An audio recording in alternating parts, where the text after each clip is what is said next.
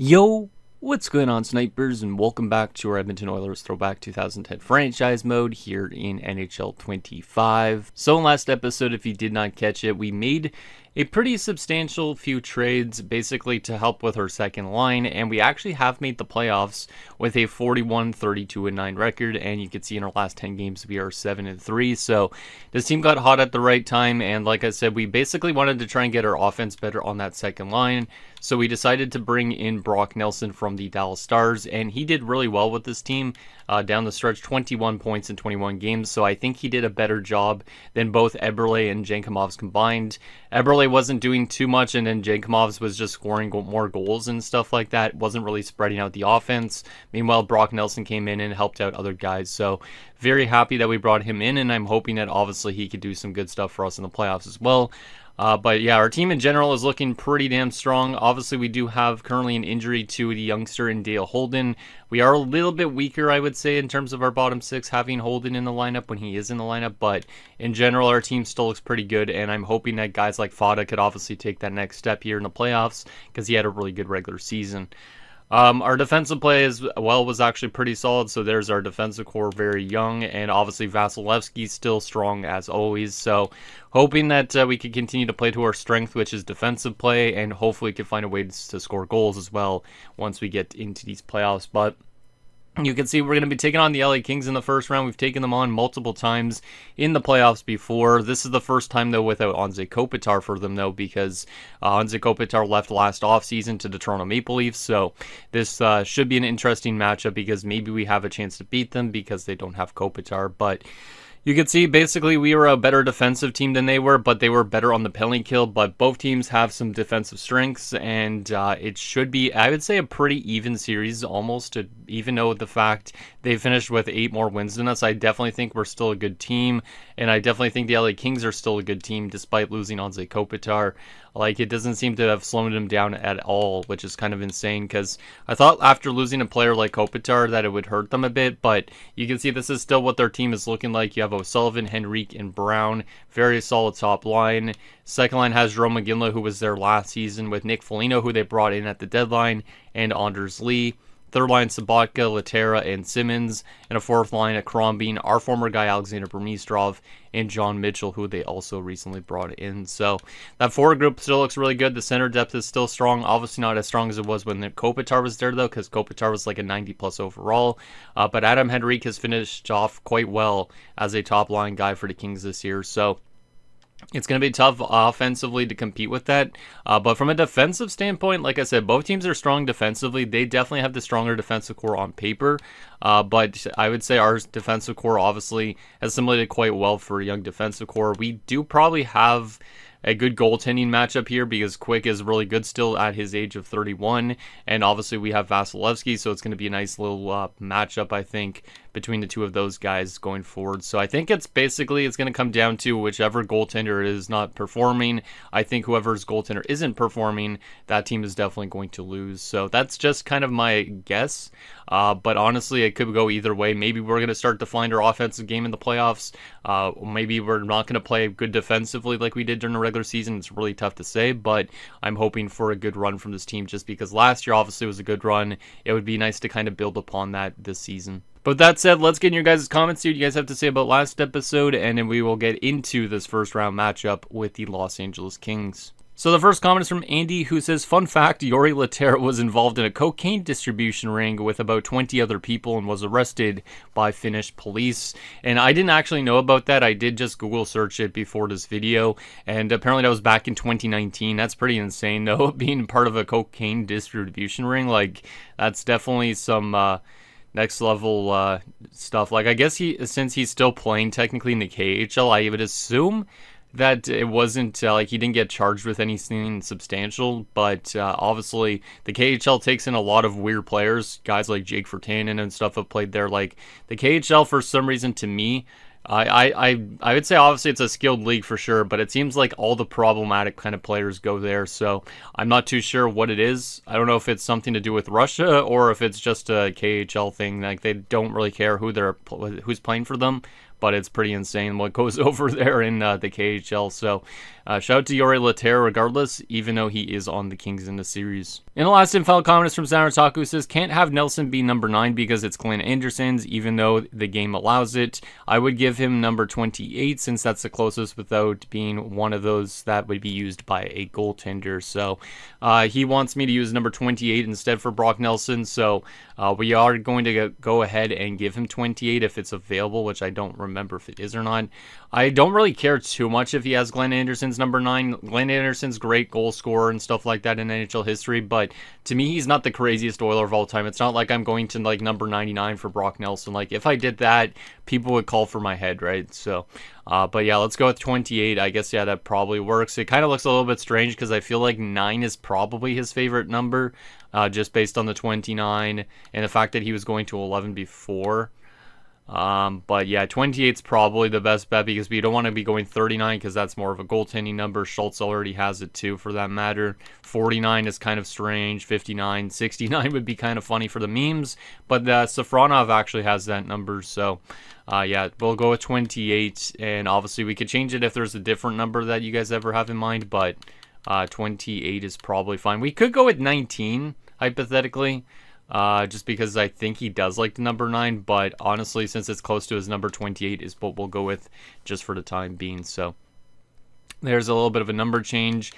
Before we get into this matchup, do we need to make any sort of adjustments is what I want to know first and foremost. The top line has been much better since putting McKinnon with Cameron and Toffoli. Obviously, we could put McKinnon back down to the second line if he's not performing. Use Brock Nelson more as a left winger if we want to. Nyquist could go over to the right wing. So we definitely still have options. Like, hypothetically, if we do not want to be playing Holden once he returns from injury, we could honestly lean towards going McKinnon to here, Nelson to here, Nyquist all the way over to here, and then Fada goes back to the third line if we really want to. So it really depends on how this team simulates, but that might be the play just because Holden hasn't been really that good so far in the NHL. Like, he's got 4 points in 15 games, but obviously he was doing a lot better at the AHL level. But we will still definitely give him some chances here in this postseason. But definitely seems like right now he's more of an AHL scorer rather than an NHL one. But maybe he just needs more ice time to prove himself. So with that said, I think we're ready to get into this matchup against Dustin Brown and the Kings. It seems we're not saying Anze Kopitar just because he signed with Toronto. But should be an interesting matchup just because there is no Kopitar. So with that said, let's get to game number 1 on the road in LA. Obviously, we won't have home ice advantage for probably a good chunk of this postseason, so hopefully we could be some very good underdogs on the road and win some road games to start off series. So I kind of want to take one of these first 2 games if we can. Obviously, if we don't, hopefully we could respond by winning on home ice, but I would like to take at least one of these 2 games in LA. So let's see what happens. See if we can get the best of some former players, because Burmistrov's there. Tuomainen, our former backup, is there. Our former AHL starter, I guess, technically for that matter. But first period, game number 1. And it's scoreless. I mean, I'll take it. I guess technically it makes sense because, like I said, we were a very good defensive team, both 5-on-5 and on the penalty kill. LA wasn't the best defensive team 5-on-5, but they were very good on the penalty kills. So it does make sense that both teams would not allow a goal in that first period. And like I said, it is going to be probably a battle of the goaltenders, Vasilevsky versus Quick, at least in my opinion. Shots are 12-7 in favor of us, but it's a scoreless game so far. Can we find that lead in the second period? Second period. The answer is no, we can't. They find the lead. Anders Lee opens the scoring on the power play, so they actually get a power play goal on us despite us having a good penalty kill, so that's not super ideal. Shots are 22-19 in favor of the Kings, and we're down by a goal, so still pretty even game. Obviously, we just need to find a way to get one past Quick, which is going to be kind of tough, but if we could find one past Quick, maybe we could find multiple. Just going to take a lot more work on this, getting more shots on goal probably over anything else. It's kind of funny seeing Anders Lee playing no for the LA Kings, because when I see A. Lee now for the LA Kings, I think of the guy that currently plays for the LA Kings in the AHL team, Andre Lee. So, kind of weird, but anyways, let's see if we could find a way to tie this game up in the third period and maybe get this game at least to an overtime situation. Third period underway. Come on, boys, let's get that next one. We definitely need our offensive game to step up a bit here. Drew Doughty scores. I'm not too sure which Drew Doughty, because there's two Drew Doughtys. Jeez, that's a tongue twister. And then Dustin Brown makes it 3-0. We are not finding our offensive game so far here in Game 1, which is not ideal, because that's definitely our main thing that we need to work on is goal scoring. And we get shut out in Game 1 by Jonathan Quick. Final score 3-0 for the Kings. And the shot's 33-25. So I feel like after that first period, we didn't generate enough chances. Definitely need to develop more goal scoring ability on this team, I think. But yeah, I'm not too sure which Drew Doughty that is that scored. It could be the 89 overall or the 90 plus overall, or the guy that was on that top 6 pairing. So anyways, any badly minus people on this team? No, just a bunch of -1s. Yeah, not the best defensive results. And in goaltending, Vasilevsky, I mean, we're not going to blame Vasilevsky for that loss. Like, he held us in that game for a lot of it. Third period, he allowed a couple goals, but the team definitely was on its heels for a good chunk of the game. And yeah, Jonathan Quick gets first star, Adam Henrique second star, Anders Lee the third star. I feel like we should probably make some adjustments after a first game like that, but it's early. And if we lose 2 in a row, then maybe it's a good idea to make decisions. But technically, going back to the regular season, we've lost 3 in a row now. So that's not super ideal. But I think our team could respond this game. If they don't, obviously, like I said, we can make some adjustments. So we're going to keep it the same for now. But let's see if this team can find its offensive legs a bit. And like I said, have a good goaltending results like Game 1. Game 1, like I said, I don't have any problem with the defensive play, really, or the goaltending. It's just more about trying to actually find ways to score on Jonathan Quick. So, with that said, let's get to game number 2. See if we can at least tie the series up. Like I said, I want to win at least one of these first 2 games if possible, because that could set the tone for the rest of the series. So, can we find a way to win on the road in LA? Game number 2, first period. 2-0 Kings. We have not scored in 4 straight periods to start this round, which is not ideal. They do get another power play goal from Jerome McGinley, of all people, and then Patrick O'Sullivan scores. We're being outshot 12-9. Not an ideal first period. Last game's first period was definitely a lot better than this, so I do not like it that much, but we are still in this game. We got to find a way to at least get one back in the second period, or else this could be an ugly type of game. Second period. 3-0 Kings. Man, we have not scored at all so far on Jonathan Quick through 5 periods. And that's what I was worried about. Like I said, they had a really good penalty kill. Like, they were the best penalty kill team in the league. And they're probably doing that still here in this first round. Meanwhile, they're finding out their defensive identity 5-on-5 now, it seems like, the LA Kings. So this is going to be a really tough series for us to win if we do not find ways to score goals. Like, we're going to have to win games like 1-0 at this rate. So not looking too good, but obviously we are heading to home ice after this, so if we could find a ways to win at least both of our home games coming up, this won't look so bad, but we are definitely going to be probably looking at some offensive adjustments for Game 3, so anyway, shots are 25-20 in favor of them. Looks like this game might be over, but we could still come back. Third period underway.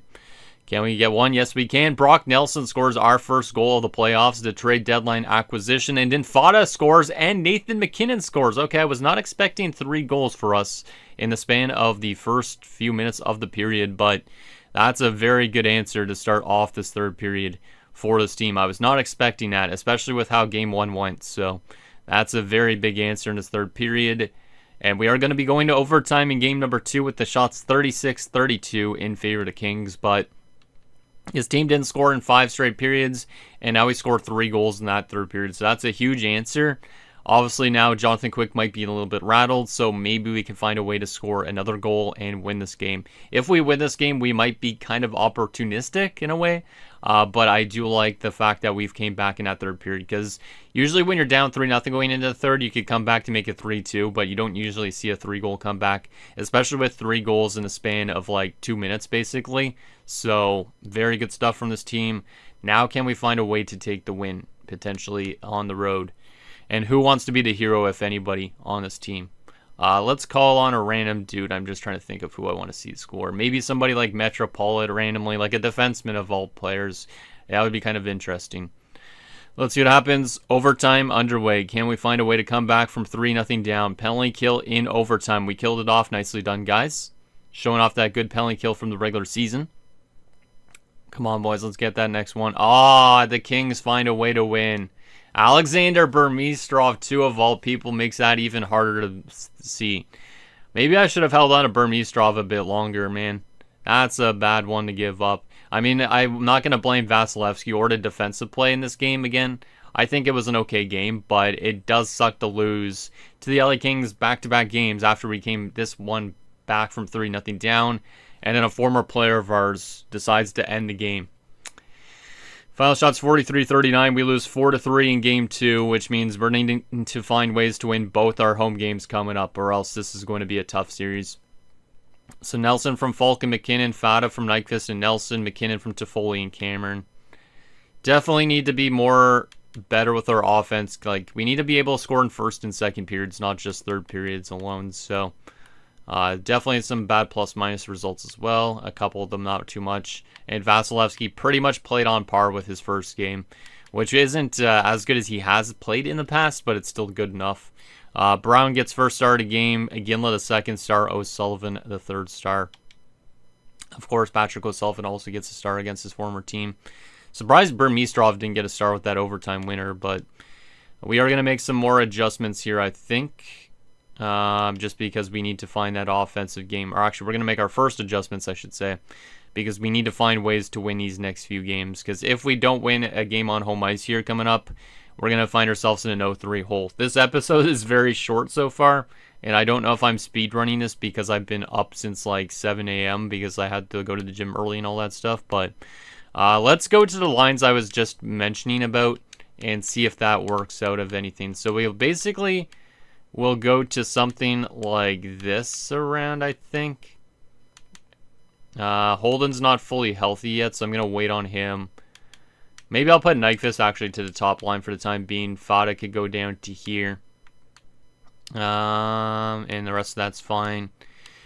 Yeah, that's what we'll probably do for offensive adjustments. And then defensive adjustments, we could probably bounce this around if we really want to. Let's go with Zherdev and Holinka, Falk and Moss, Metropolitan, Mackey. And then goaltending, Vasi still in net. But, yeah, Toffoli, Cameron, and Nyquist could work. Playing Nelson with McKinnon and Fata should be interesting. Both these guys could probably change wings too if we really want to. So, like I said, once Holden comes back as well, maybe Holden will help our offense a bit. We do have some guys in the AHL that could get called up if we really want to, but I don't think we're in a desperate need to win the Stanley Cup this year. I just want to see us get a good run this year from this young team. And then obviously we could look into maybe making some adjustments in the offseason if need be, but I think that's good. I think that is good. I could put Toffoli always on the second line with Nelson and McKinnon if I want to and try and give Fata first line time, but I don't think it really matters too much. So let's go with this. Actually, one more change. Yakupov over there. Barchi go down to the fourth line. Val's going to go into the top 9 while we wait for Holden to return. So will that be enough changes to help us get some more goal-scoring support on this team? Like I said, all 3 of our goals came in the third period of last game. We definitely need to find ways to get goals in the first period and the second period as well. Like, we can't be chasing the game too much, or else it's going to be really tough to come back in games. All right, let's get to game number 3. We are back on home ice. Can we find ways to win both of our home games to make this an even series? Game 3 underway. Hopefully we can find a way to get this here. First period. 3-0 Kings. Well, like I said, I don't like chasing the game, and we are chasing the game here. Very bad first period from Vasilevsky. This is normally not his type of thing. 3 goals against on 9 shots. There's a chance he could have already been yanked, which means we might be relying on Ruskovich going forward. But Iginla opens the scoring. Dustin Brown scores and Drew Doughty scores. It's been tough to contain Brown and Iginla. Both those guys being very good power forwards. They are definitely probably they're scoring some greasy goals probably in front of the net. They're probably also getting some really good shots off. Yeah, those 2 guys are very physical. Well, especially Dustin Brown. He's very physical. He's a good leader. He's probably their captain. This is tough, man. Well, not a good first period, but we do still have at least 40 minutes, and we had a good third period last game, so maybe we have a chance. But obviously, we need to start coming back here. We need to have a good second period, or else this game's over, and the series might be over too, unless we find a way to reverse sweep the Kings, which I don't think is going to happen. But can we have a good response in the second period? 3-2. Okay, we do have a good response. Brock Nelson, Tyler Toffoli. Good to see we are within one here. Obviously, last game we came back from 3-0. This game we could maybe come back from 3-0. Shots are relatively close in this one, 21-20 in favor of the Kings. It is a one-goal game. Can we find a way to tie this game up again from 3-0 down and potentially find a way to win this one instead? Third period underway. Who wants to tie this game up for us? I don't really care who it is on a roster, but somebody in Boone Jenner, of all people. I was not expecting Boone to be that guy, but that's a big goal from him. And then Adam Henrique answers back for them. Ruskovich is in net currently, but Fada answers back, the former LA Kings draft pick. Fada's been decent here early on. It's a 4-4 game. Final few minutes of the third period, still tied, and we do take the lead late. I felt like it was going to happen for some reason. Brock Nelson wins it with 1 minute and 5 seconds left. Brock Nelson's been a very good pickup here in the early goings of this round, but that pulls us within one here in the series. That's a big win. Last game kind of sucks that we lost by 1 goal because we could have had a 2-1 series lead at this point, but that's a nice victory. And now it gets a little bit interesting because obviously next game, if we find a way to win, we tie the series. If we don't, obviously we have to come back from a 3-1 deficit. But Nelson from McKinnon and Fada. We had Toffoli from Nyquist into Kushkin. So Val picks up an assist. Love to see it.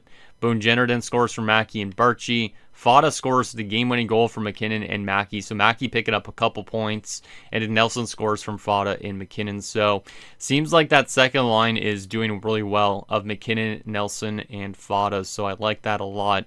I think actually Fada might be first line, right? What line did I put Fada on? I don't remember. But McKinnon picks up 3 points. Fada on 3 points. Mackey had 2 assists, which is great. Didn't have a lot of points during his regular season, but he is an OFD. Nelson with the 2 goals, a couple guys on 1 point, and then some guys with some really good plus-minus, including Metropolitans. So, and then from a goaltending perspective, Ruskovich came in and played very good. Vasilevsky was really bad early on. I am going to still start Vasilevsky for Game 4 because he's obviously our normal starter, but Ruskovich might be trying to push Vasilevsky to the bench for the playoffs, which would be kind of strange, but Ruskovich has been very good here early on. So anyways, Nelson first star, Fada second star, and Nathan McKinnon the third star of the game. So those line adjustments definitely helped with the goal scoring, but I do not like that first period, but at least we found a way to win, so we don't really care too much, but obviously that's not a recipe to win games, but hopefully we could find a way to now just tie the series up and make it a best of 3 going forward. So far, it seems like the home team is winning every single game, but I don't know if that'll continue in Game 4. It really depends if our team finds itself early on, because I don't want to be coming back from a 3-0 deficit again. Like, it's going to take a lot of work to come back in multiple games. We came back here, lost in overtime. We came back here, won. Can we find a way to actually win a game normally instead of having to come back from behind? So let's keep the team the exact same since we just won that game. Can we find a way to tie the series up before we head to LA? Let's get another win here, boys. This is a big game for both teams. So can we tie the series up at 2? Let's have a better first period for sure as well. First period. 4-0 Kings. What the hell is happening, man? Oh my god. I wanted to go to Vasilevsky because I trust him, but I don't know if I trust him right now. He started the series off really solid in the first 2 games, I would say, but these last 2 games, 7 goals against in the first period alone. Is it our defensive core just breaking down in front of him, or is it just flat out his fault? Like, these 2 goals were less than a minute apart.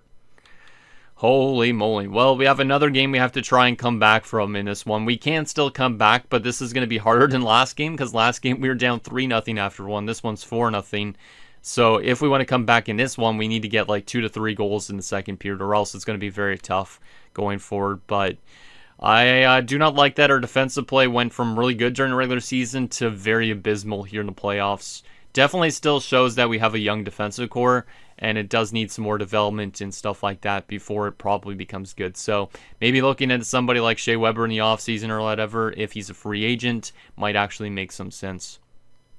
But yeah, shots 13-10 in favor of them. We're down by 4 goals after 1. Can we get back into this game like last game, or is this one already a lost cause? Second period. 6-1.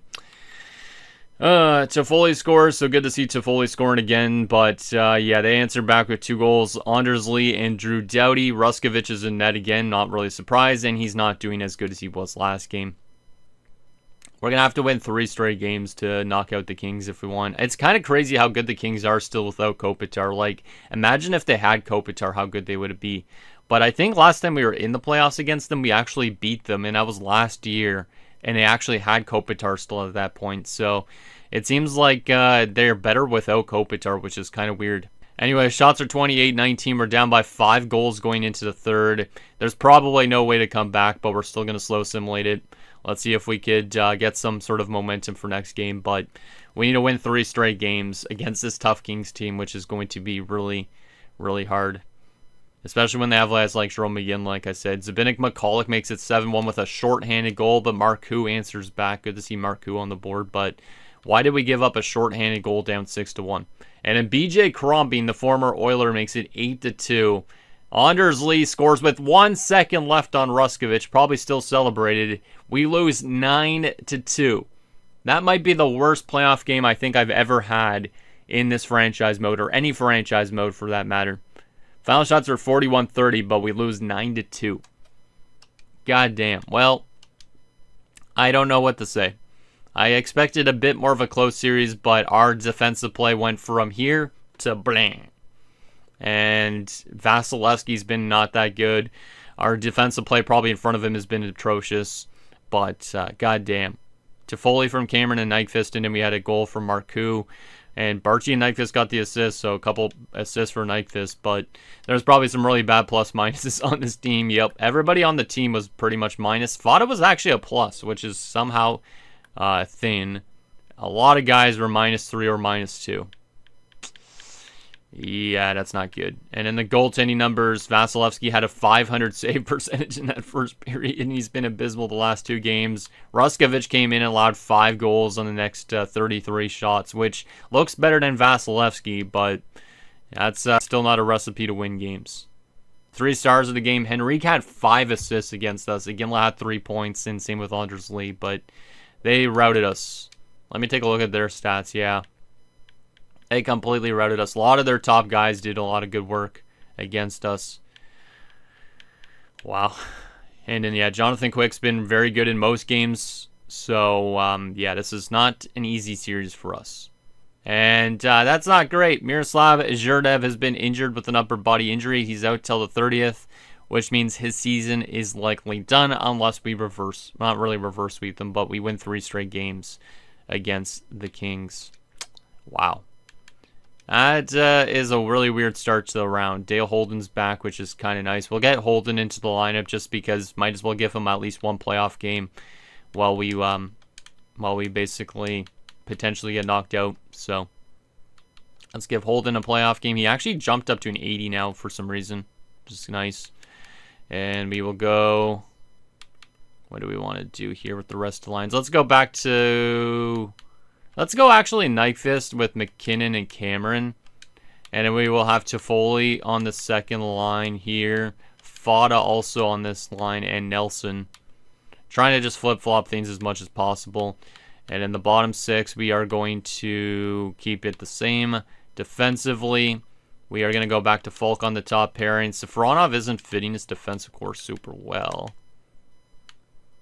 But we could go with something like this, I guess. Metro's a DFD though, right? Yeah, he is. So we'll put Moss on the right side. Just kind of split up the defense a little bit. And then Vasilevsky, like I said, shouldn't probably be starting this game because his last 2 games he's been very bad. He's allowed literally, oh my god, he's literally allowed 7 goals on 15 shots. 7 goals on 15 shots.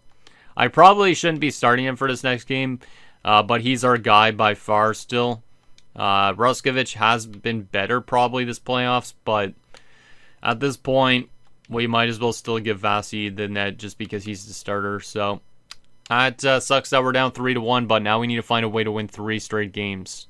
And like I said, so far, I don't know what to say. The first game was not the worst result.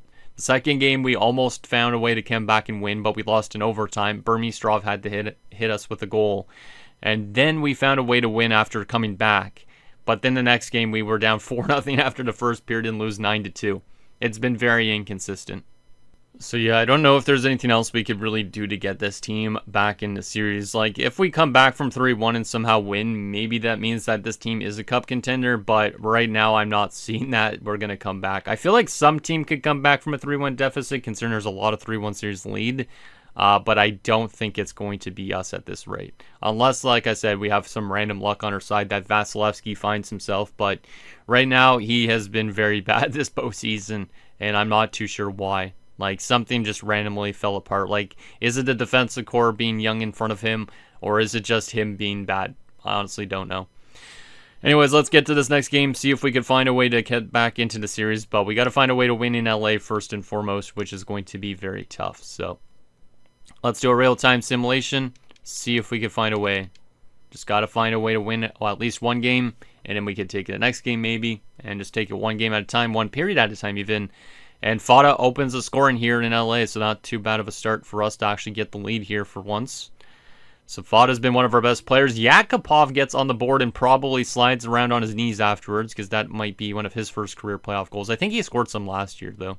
Patrick O'Sullivan got the Kings on the board, but it will be a 2-1 lead for us after the first. So, not a strong start for Vasi. Again, 1 goal in the first 9 shots isn't ideal, but it is definitely better than his 3 goals against on 9 shots. And then also the last game where he allowed 4 goals in the first period. So, I do like that we have the lead after the first, but obviously they are still right in striking distance. So, we got to be very careful here. Let's see if we could get some insurance in the second period so the third period is easier. Second period underway. Let's see if we could find that next one.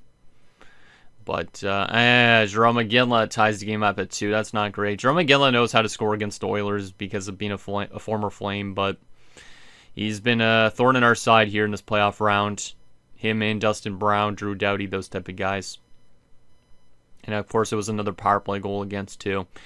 Shots are now 22-18 going into the third. It's a 2-2 game. It's anybody's game. We were up 2-0 at one point, but our team has fallen off offensively the rest of the game, and we still haven't found a way to score consistently here on Jonathan Quick. So this could be the last period of the season, or maybe we could find a way to win this period and then get it to another game, and who knows what happens after that. So who wants to be a hero for us in this third period? Let's see what happens. See if we could find a way to get that lead back again. Come on, boys. Don't care who it is on our roster, just somebody score. Power play for us. It's a long one. We do score. Nathan McKinnon. Big goal there from Nate Dogg. Gives us the lead here in the third period to give us a 1-goal lead. Final few minutes. Is that enough? The answer is yes, it is. We find a way to win in LA, and it's all of a sudden maybe a brand new series. We are down 3-2 in the series. We just got to find a way to win on home ice, which is easier said than done. We did just lose 9-2 recently on home ice, which is not ideal. So, yeah, but who knows? Maybe this team could find a way to come back. I feel like there is a slight chance we could come back because we do look like a cheese team based on a record. But obviously, it's going to depend on if the game wants to give it to us or not. But Fada from Toffoli and Hlinka. Yakupov's first to the playoffs from Marcoux and Mackey. And we have Nathan McKinnon with the game-winning goal from Cameron and Toffoli. So good to see Nate Dogg step up with a big goal. There has been some really good players in this series for us, but some of the guys have been underperforming. But Fada gets first star of the game, 1 goal and 5 hits. Then Vasilevsky second star with that .925 save percentage, so a big answer from Vasi after 2 bad games in a row where he got pulled in the first period. And then Nathan McKinnon, the third star of the game. All right, so we're back into the series. And we've made things a little bit interesting by winning that game on the road. Because if we could find a way to win in front of our home fans, we could be going to a Game 7. Obviously, like I said, last home game we had, though, we lost 9-2. So I don't feel too safe going on to home ice. But maybe this team will find a way to come back from a 3-1 deficit. Like I said, I feel like some teams do come back from a 3-1 deficit in this quite often. And I feel like we do look like a cheese team. So maybe we're that type of cheese team that could come back after it looked like we were going to be knocked out. So let's get to Game 6. We're going to keep the team the same at this point. Holden had, I guess, a decent enough first game. He didn't score any points, but he played, I guess, good enough defensively, like the rest of the team. But Game 6 on home ice, another real-time simulation. Can we force a Game 7? Let's take it one period at a time, boys. Just start off good again like last game. Just start off like last game. Let's see if we could open that scoring again like the first period of last game as well. Come on, boys. So far, the Kings are out shooting us drastically here in the first period, but Vasi's having a lot of good answers for their shots. Damn, man, we are getting outplayed here early on, but we do get a power play late, and Nathan MacKinnon scores again. The Nate Dog has 2 big goals in the last 2 periods, and we are up 1-0 despite being outshot 15-8 in the first period. So Vasilevsky started off the series maybe around mid like this, fell off a cliff absolutely drastically, and now he's starting to climb right back up to playing like Andre Vasilevsky should be playing. Like, he was really good during the regular season, but he's had a lot of ups and downs here in this first round, but a great start for him. We are only up by a goal, but still far. Making 15 saves in the first period is very impressive. Can we find a way to get some insurance in the second period? Second period underway. Come on, boys. Let's get some insurance. I don't care who on a roster, just somebody. Or just play great defensively the rest of the way. I don't really know. Power play for us. It's a long power play. It's a very long power play, but we do not score on it. It does take time off the clock, but I would have liked an insurance marker there. Another power play chance, we do not score. And we are going to still have a 1-0 lead after 40 minutes with the shots 23-18 in favor of the Kings. Another close game. We've had actually a lot of close games with them in the series too, for that matter. Like, that 9-2 loss was kind of an outlier game because we've had that game where we lost in overtime against them. We've had like game 1 where we lost only 3-0. So for the most part, I think this has been a pretty even matchup when you think about it, except for that 9-2 game. But can we find a way to keep playing good defensively the rest of this game? Get an insurance marker, though, just to play it safe, because they are still out shooting us. Let's find a way. Let's find a way. Third period underway. Can we find a way to get some insurance and play good defensively still the rest of this game? So far, Vasi is definitely on his game here again, which is great to see. Can we lock this one down? Final 5 minutes. Cameron scores. I think that's Cameron's first goal of the playoffs, to be honest, but he picks up a power play goal, and Boone Jenner, the empty netter. We win 3-0. We were down 3-1, but we have forced a game 7 back in LA. At least we're starting to find our game a little bit more so here these last 2. Much better defensive results. 38 saves from Andre Vasilevsky. I don't think I've seen a goaltender have such an up and down first round, but Vasi had some really bad efforts, like I said, getting pulled in the first period of 2 straight games, but now he's all of a sudden turned it on completely, and we head to a game 7, where we have a chance to get to the second round despite losing 9-2 in one of these games. MacKinnon from Toffoli and Cameron, and we had Cameron from Nelson and Toffoli. That was Cameron's first goal of the playoffs, and then Jenner from Latti. So nice fourth line goal.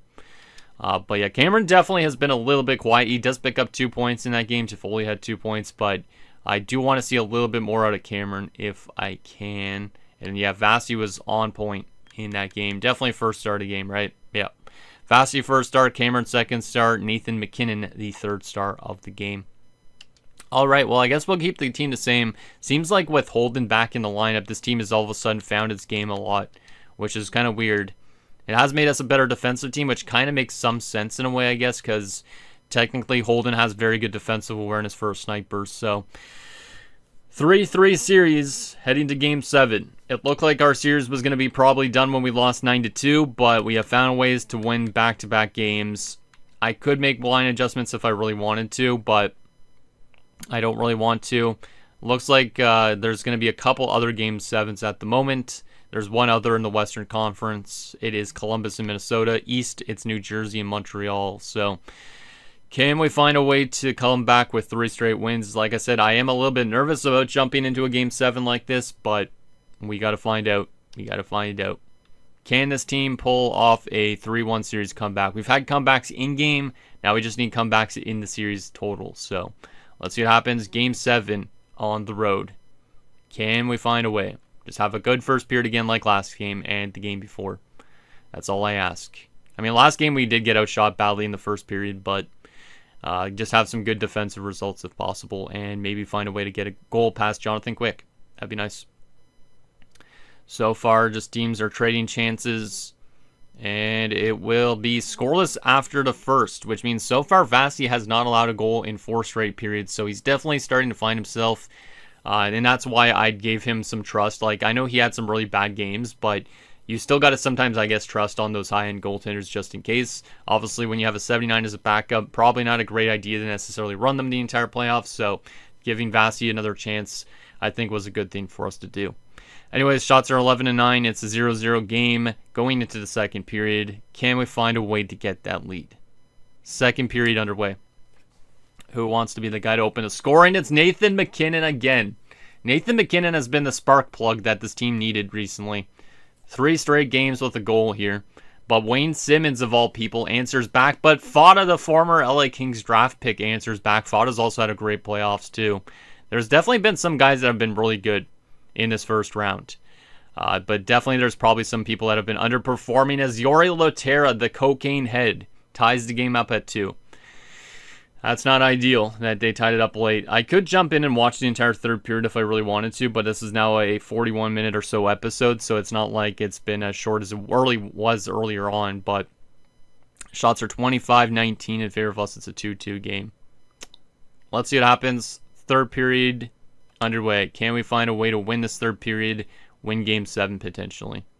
Penalty kill here in the third. Kill it off, boys. Thank you. Penalty kill again. Stop taking penalties. You got to be disciplined, especially in a game 7 scenario. You just got to be disciplined. Put the sticks away, so to speak. Final few minutes here of the third period. And the answer to our question will not be answered yet because we are going to be going to overtime in game 7. We are out shooting him 38-31. You know what it means when it's a Game 7 overtime. We jump on in and find out if we could win this and get to the next round. So let's go to our 2016-17 away jersey, and we'll do the same for the LA Kings. The good thing about jumping into this is I could actually get a screenshot of Dustin Brown already, or Drew Doughty even for the thumbnail, because originally I didn't have that. I guess technically by this point, because we would be actually in 2016-17, right, we could actually go with these jerseys for the Kings.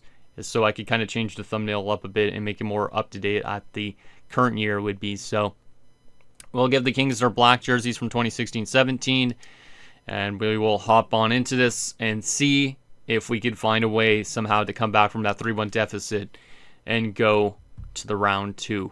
I am surprised that this team came back at this point, but we got to find a way to win here. Obviously, winning in LA is going to be tough, but we got to find a way to do it. Let's see if we could do it. Also, I am going to mute my Elgato just in case there's any noise and stuff like that from the game, I think. Actually, maybe I should keep it on. I just don't want it to be too loud. Anyways, oh no, Dustin Brown on a breakaway. You got to stop this, buddy. Oh my God. That was scary. I just literally, because I was literally adjusting my volume, and then Dustin Brown was all of a sudden on a breakaway.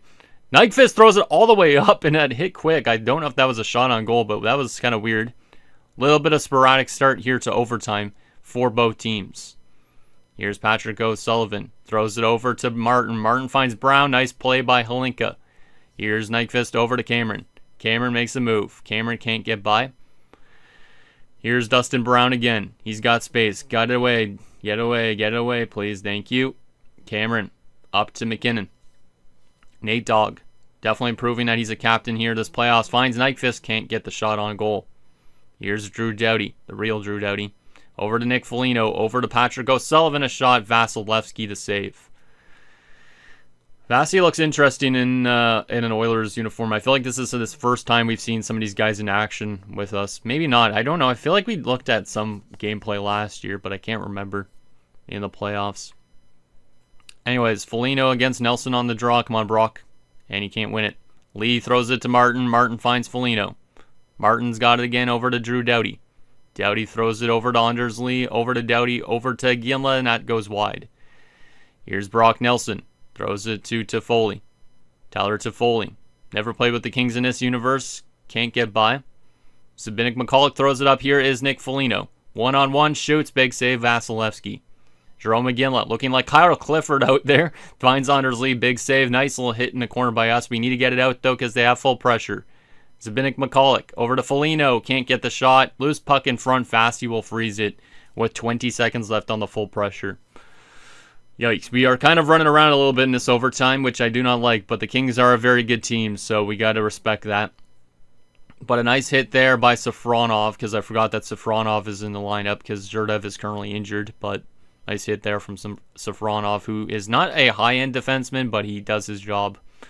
All right, Marcoux on the face-off. Can he win it? No, he can't. Martinez with a shot doesn't get through. Falk can't get by. Here's Lauri Laterra again. Marcoux has it. And we don't get out because Hlinka gets hit by Simmons. Simmons to Laterra to Sabatka. And that's stopped by Vasilevsky. Holy moly.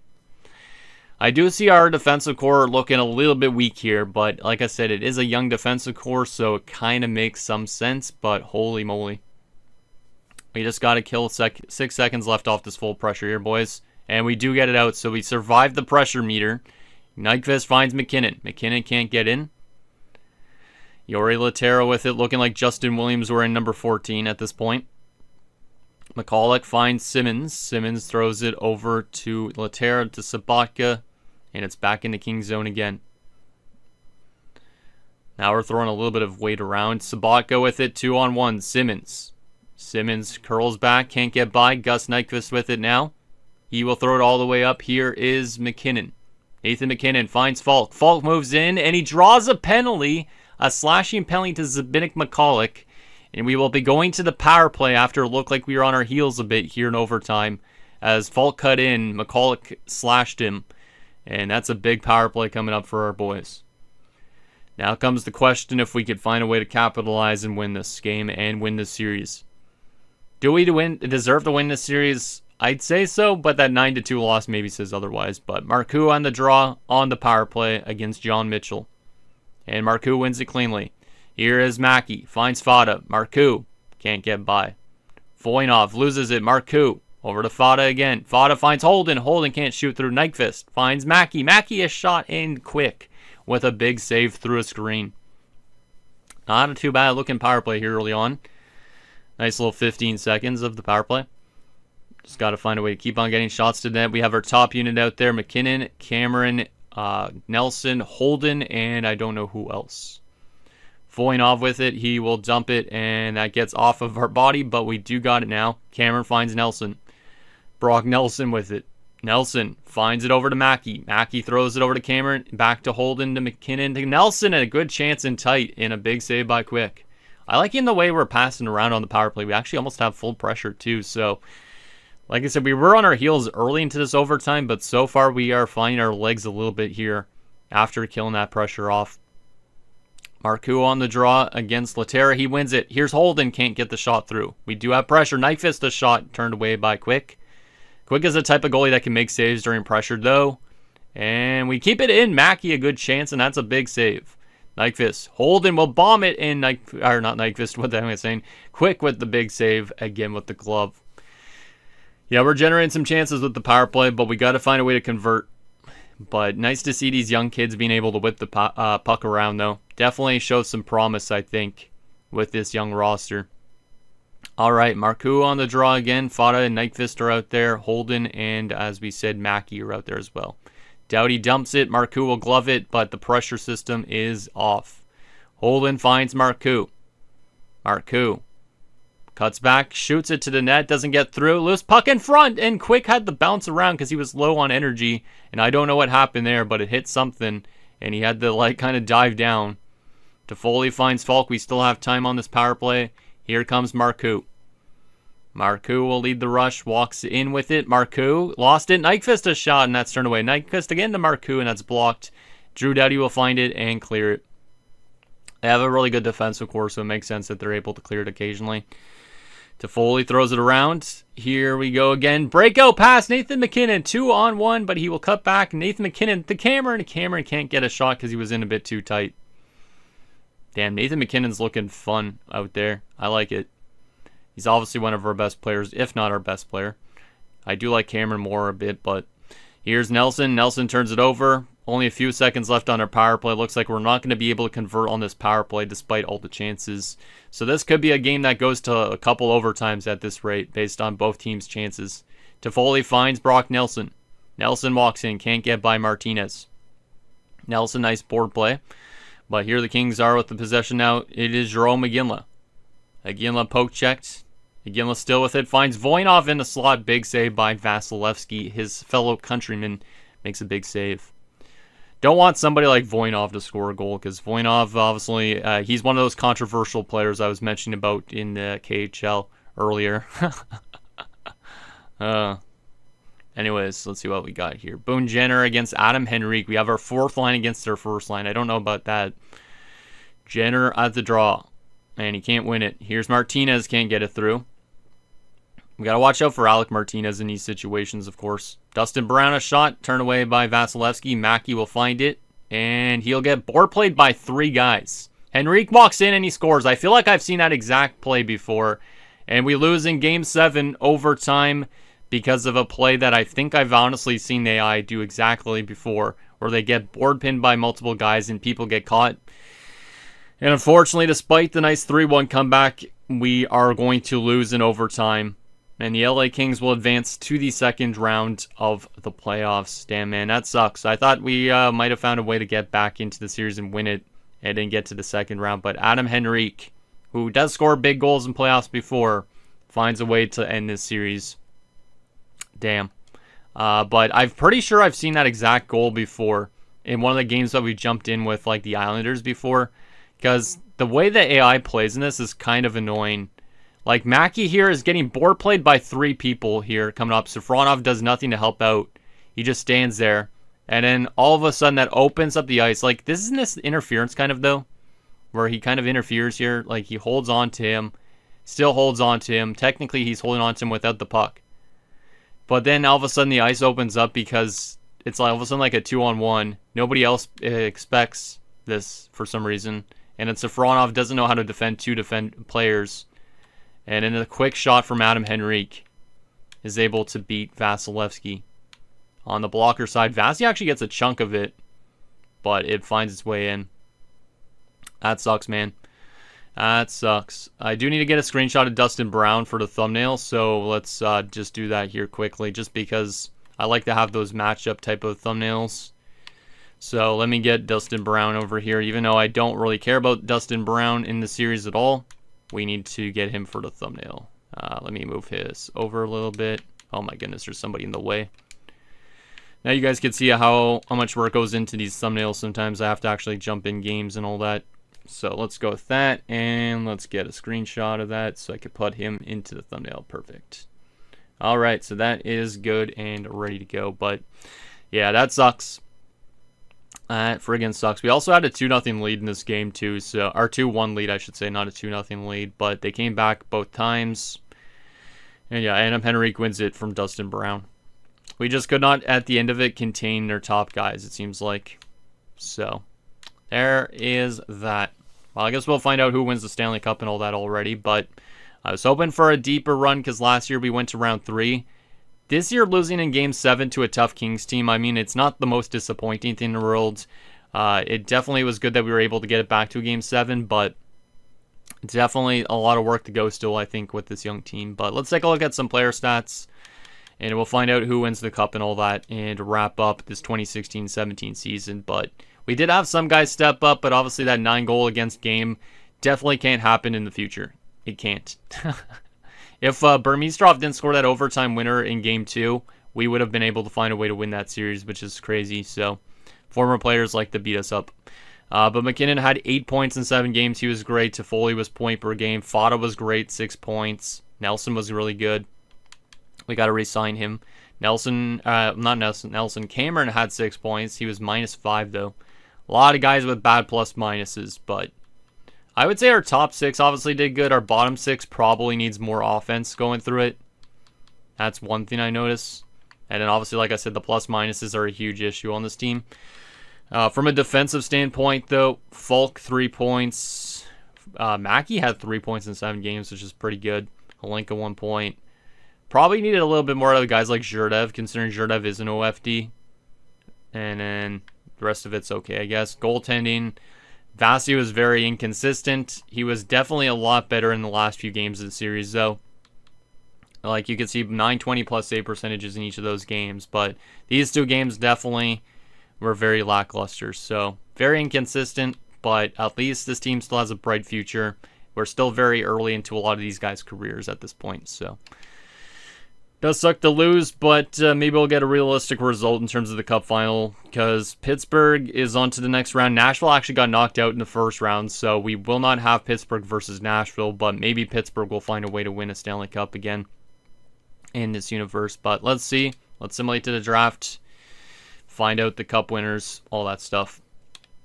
Like I said, sucks to lose, but I'm not disappointed because we definitely still have a lot of years left before these guys start to get old. Like, they're all like 24 and below, I feel like, at this point. Maybe some of them 25 or 26, but we're still a very young team, so we don't need to worry too much on the age sort of thing. The LA Kings end up going on to win the Stanley Cup, though, so we do lose to the best team, and the LA Kings have found a way to win the Stanley Cup the year after they lose Anze Kopitar. Meanwhile, Anze Kopitar's Toronto Maple Leafs, their AHL team, wins the Calder Cup. So the fact that the Kings win the Stanley Cup the year after Kopitar leaves is still friggin' crazy. Absolutely crazy. Wow. All right. Well, let's take a look at... We don't need to look at the Cup-winning team because we just played them, but Alexander Burmistrov's got a cup. Patrick O'Sullivan's now got his second cup, I think, since leaving us. Tuo Minen, our former backup, has a cup, I guess, technically now. Crazy. The Kings definitely have found ways to win still, which is crazy. So let's take a look at some awards and all that. We'll first actually look at the playoff tree. I want to see what this playoff tree looks like. Is it going to be a realistic Cup Finals for 2017? Did they play Pittsburgh or something? No, they played Washington. That's kind of a realistic result, LA and Washington for 2017. Obviously, the Kings kind of fell off after they won the Cup in 2014 a bit, but LA and Washington, both these teams were still respectable, I guess. So, kind of an interesting Cup Finals. Pittsburgh did get to the conference finals, lost in 7 to the Washington Capitals. Washington was the best seeded team, and they lost in the finals in 5 games. We were the only team that took the LA Kings to 7. So I think, obviously, if we found a way to win that overtime, we maybe found ourselves in the finals this year. But definitely on the wrong end of it. But I think our team did well. If they went up against a team that won a cup and went to 7 games, I will definitely take it. In terms of awards, let's take a look at this. So the LA Kings win their second cup in the span of 5 years. So they actually have won 2 cups in a 5-year span. In real life, obviously, it was a cup in 2012 and a cup in 2014. This time around, it's a cup in, I guess, 2012 and 2017. So that's not too bad. Washington wins another President's Trophy. That's their second in 5 years. Last time Washington won the President's Trophy, the LA Kings also won the cup. So that's kind of interesting. In terms of individual awards, Ovechkin wins the Art Ross Trophy this year for the second time in 5 years. Same with the Hart. Chris Letang wins the Norris. That's an interesting one because in real life, I don't think Letang's ever won a Norris, but he's definitely been one of those guys that have been in conversations for one. Malkin wins the Lady Byng for the 3rd time in 4 years. All right. Gusev wins the Calder for Tampa. Jerome McGinley ended up winning the Conn Smythe. So the good thing about the LA Kings winning the cup in this timeline, Jerome McGinley gets a Stanley Cup.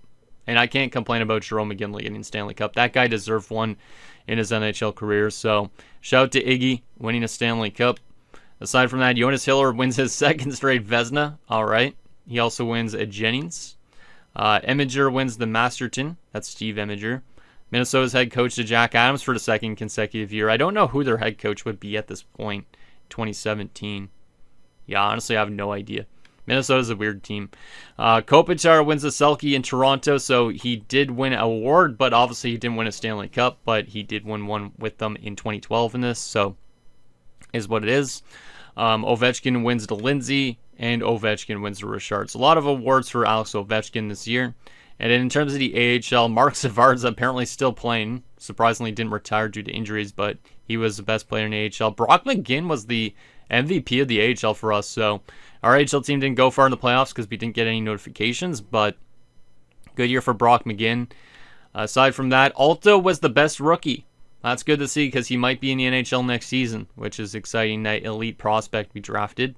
Will Butcher was the best defenseman. Okay. Koskinen the best goaltender. Dzingel the best player in the playoffs. Mark Savard that. Dahlstrom. Finley. All right. But shout out to Alto. I didn't actually take a look at his final numbers from the season. We got to take a look at that because obviously he's our best prospect, I think. So he had 66 points in 80 games, 19 goals, 47 assists. Very, very solid season. And in the playoffs, he had 3 points in 6 games. Maybe if we had to send Holden back down, they could have done better. But he definitely also slowed down after Holden left a bit. So, anyways, there is that. Actually, I do want to take a look at who the Toronto Marlies beat for the Calder Cup playoffs. Just for fun. They beat Wilkes-Barre in the finals. I know the Marlies won a Calder Cup at one point, but I'm not too sure what year it was that they won it. So maybe this is realistic, maybe it's not. So there is that. Okay. Now we got to find out the retirements, the draft class, what did the draft lottery looks like, the draft class looks like, all that stuff. So let's wrap up this part, and then that'll be it for this episode. All right, so the Phoenix Coyotes have the first overall pick in technically 2017, I guess you could say, because it's 2017, right? Vancouver wins the second overall pick, and then it's Ottawa, Buffalo, and Detroit as your top 5. All right, so there is that. Final few things we got to do. Retired players. Any crazy retirements for 2017? I'll take it. Jarome Iginla retires as the Stanley Cup champion. Like I said, obviously losing to the Kings kind of sucks, but to see Jarome Iginla retire as a Stanley Cup winner and a Conn Smythe winner, fantastic. Fantastic. Over point per game in this universe too, so I'll take it. Tim Connolly also retires. He had more points somehow than Alfredson, but Alfredson played way less games. Mark Savard also retires. Mike Fisher retires the same year as Alfie. That's interesting. Mark Savard, Simon Gagne, Olli Jokinen, some pretty big names. I guess Ottawa picked up a lot of old vets near the end of it. Alex Burrows retires in 2017 with the Ottawa Senators. That's pretty close to accurate, because I think it was around that point that he retired. Like, he definitely played with us in 2017, but that's kind of funny. Sean Horkov retires. We got to salute the former Oiler. Obviously an Oilers legend, now working, I think, for the Detroit Red Wings, so in real life, but there's that. Slot of solid forwards retiring. Mike Zigomanis, shout out to Mike Zigomanis, the face-off GOAT. Actually, Zdeno Konopka's the face-off GOAT too, but best defenseman in terms of retirements, Brian Campbell and Dan Boyle, Kevin Bieksa. Yeah, this is a pretty solid retirement crop. Not the craziest one for sure, but definitely some big names. All right, and then best goaltender to retire is Alex Auld, so goalies not so much. And then there's also Matthew Gaudreau, Dan Ellis, Andrew Raycroft, and Danny Sabrin. All right. So there is all the retirements led by Iginla and Alfie pretty much. Everybody else is good, but I would say Iginla and Alfredson are the best of the two, of course, because they'd be Hall of Famers. So anyways, did we lose any coaches? We did not lose an NHL coach, and we did not lose an AHL coach. That's good. All right. Final few things we got to do to finish off this season. Let's take a look at the progress reports, see what we're getting in terms of growth or drop-off, but I doubt we're going to have any drop-off. So Nathan McKinnon's growing, Cameron's growing, Nelson's growing. Obviously, I'd like to re-sign Nelson. I don't know if he's a pending UFA or not. We'll definitely take a look at that, but I'd like to hold on to him as our second-line center for at least a number of years. Obviously, Marcoux locked up long-term. He's getting growth. Jenner's growing. Pretty much everybody on this team is growing. Brock McGinn's still an interesting one. He was really good in the AHL, obviously, but do we want to use him in the NHL at all? Tough to say. Right wing side of things, Toffoli getting a little bit of growth. Fada's getting some growth, but Fada hasn't really grown as much as I was anticipating, but he's a good goal scorer. Yakupov is growing a little bit too, actually quite a bit. Nikushkin's growing a bit. Val's kind of disappointing a little bit, 79 to 22. We might have to look at trading Val maybe, because we do need to find a way to get Alto in maybe.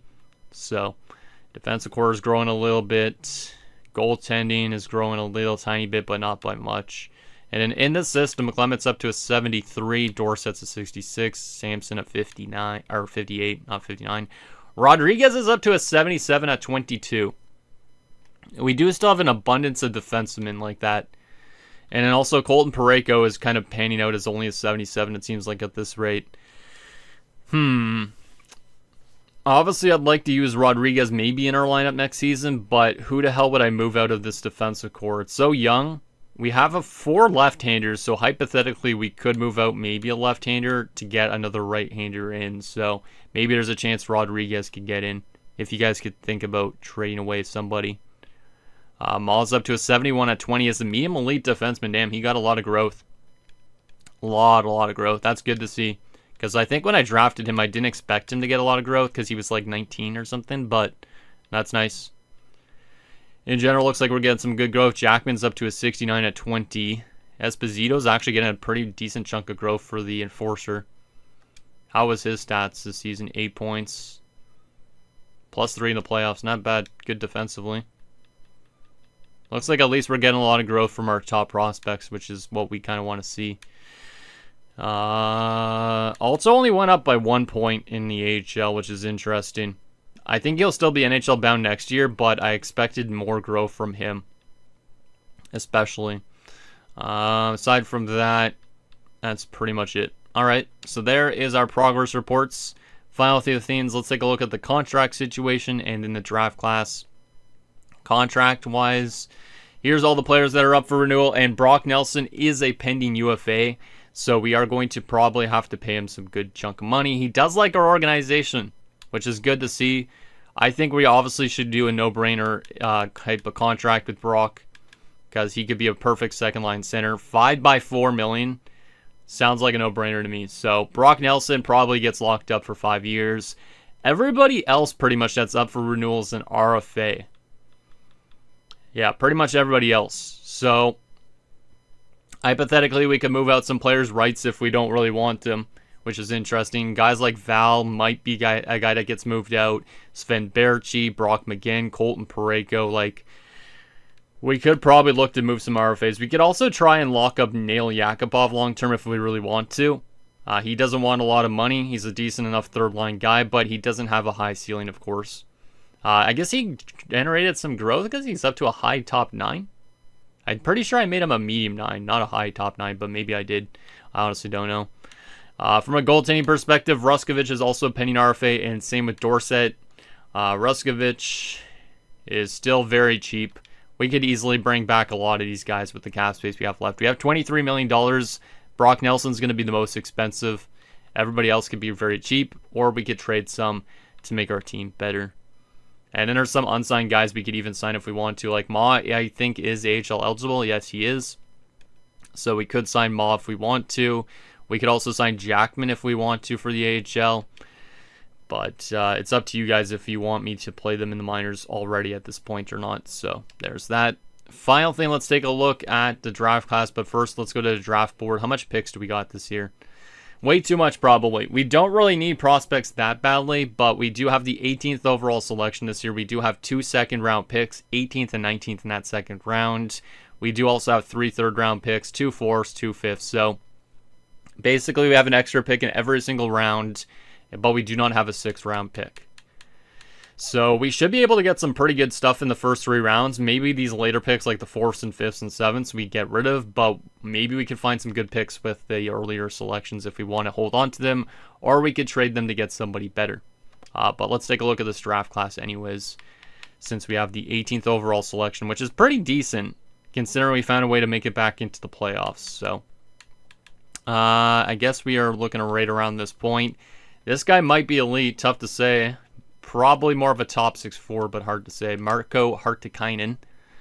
Heinrich, I should say, actually, is a medium top 6, probably. Oh, yeah, he's guaranteed medium top 6. There's also Crombeen, who's a medium top 6.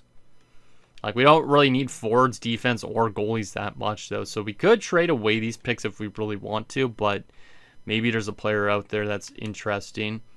Blunden might be an elite player. He actually looks not too bad, but 3 years out. So he's probably top 6 with a higher overall.